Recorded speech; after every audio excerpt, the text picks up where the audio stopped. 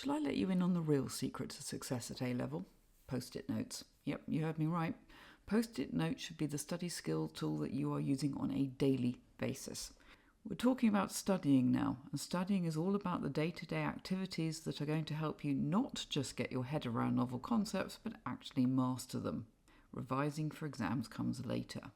So how best to use a post-it note? After each lesson, you can look through your notes, and if you've got a question about the material, write it on a post-it note ready to ask next time. You can put the answer on the back, and it makes for a really effective way to supercharge your notes and your understanding.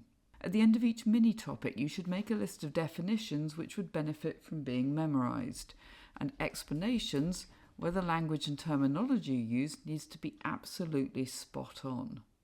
Dynamic equilibrium is a classic example. First up, flick through some recent exam papers looking for questions on equilibria, and then check the mark scheme to find out how the examiner wants you to answer. What specific language picks up the marks? The point here is to think about the language. Students often swap amount for concentration. It's not the same thing.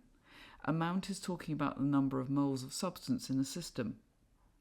They also swap constant for the same. Again, think, we haven't got the same number of moles of reactant and product at equilibrium. What we're saying is that whatever number of moles we do have, the amount stays constant, as in unchanging.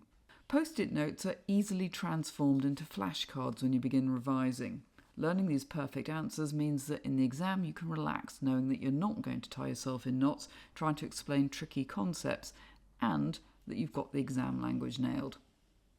So, no time like the present to make a start. Get yourself an industrial-sized pile of coloured post-it notes and away you go.